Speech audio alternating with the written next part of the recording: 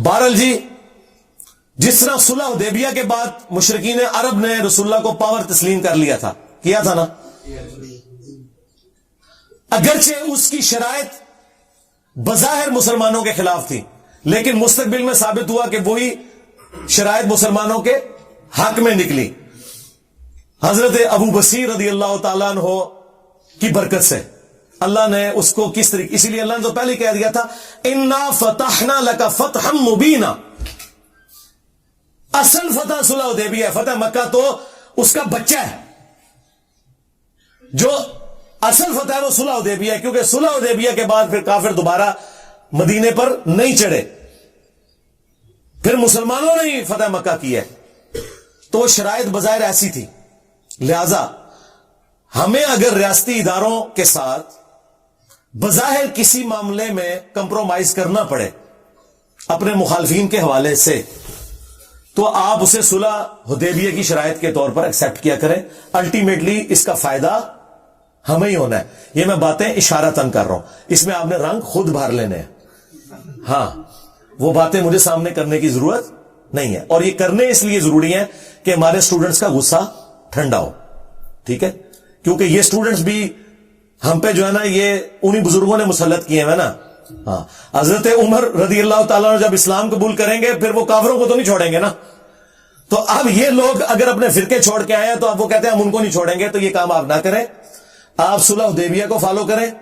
حضرت ابوبکر صدیق رضی اللہ تعالیٰ عنہ کی اس حکمت کو دیکھیں کہ انہوں نے کہا کہ وہ اللہ کے رسول ہیں، عمر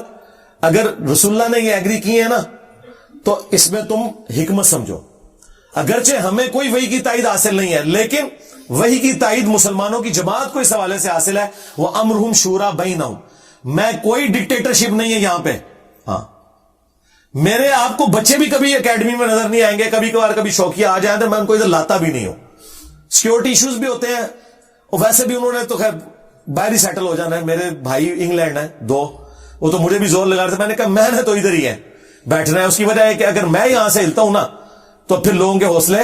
پست ہو جائیں گے، انہیں موقع مل جائے گا، تو سرکار میں نے بتایا کہ جب تک تمہارے فرقے کا آخری مولوی قبر میں نہیں چلا جاتا اور اس کی قبر پہ میں وکٹری کا نشان بنا کے نہیں بیٹھ جاتا، میں نے نہیں ادھر سے جانا، اب میں نے ادھر سے جانا تو سیدھا رسول اللہ کے قدموں میں ہی جانا ہے انشاءاللہ صلی اللہ علیہ وآلہ وسلم، انشاءاللہ تعالی، یہ تم لوگ چھوڑ دو۔ تو اس طرح کے بعض اوقات ہمیں کوئی کمپرومائز کرنے پڑتے ہیں، وہ آپ سمجھیں کہ ہم ایک لانگ ٹرم معاملات کے لیے اس کو لے کے چل رہے ہوتے ہیں، ہمیں کوئی ضرورت نہیں ہے کسی قسم کی اس قسم کی خانہ جنگی میں پڑنے کی، دعوت کا کام کریں، جب کولڈ وار آپ ون کر رہے ہیں تو کیا ضرورت ہے خام خواہ اس طرح کی ایکٹیویٹیز کرنا کہ جس کی وجہ سے کوئی معاملات بگڑے، ٹھیک ہے، اس لیے میں بار بار اپنے اسٹوڈنٹس کو کہتا ہوں کہ میری طرف سے کسی کو گالی نکالنے کی، کسی ریاستی ادارے کو برا کہنے کی، کسی انڈیویجول کی غلط حرکت کے اوپر گالی گلوچ کرنے کی، یا اس کے اوپر کوئی ایکٹیویٹی پرفارم کرنے کی کسی کو کوئی اجازت نہیں ہے، نہ میں کسی کو آن کروں گا اس حوالے سے، کیونکہ اس کا فائدہ نہیں ہے نا۔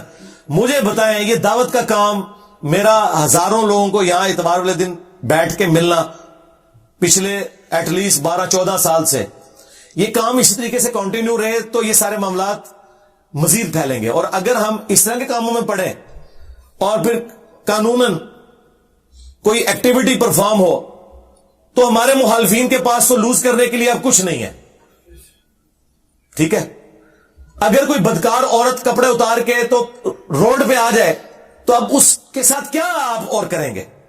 ہم تو عزت دار لوگ ہیں نا، ہمیں تو یہ کام نہیں کرنے،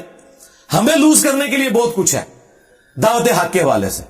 ان کے پاس تو کچھ بھی نہیں، ان کے پلے، یہ تو ہمیں انہی معاملات میں الجھانا چاہتے ہیں اور ہم نہیں الجھیں گے، کیوں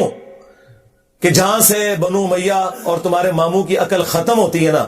وہاں سے انجینئر صاحب کی عقل سٹارٹ ہوتی ہے انشاءاللہ تعالی۔ پہلے تم لوگوں نے اہل بیت کے ماننے والوں کو رلایا، اب قیامت تک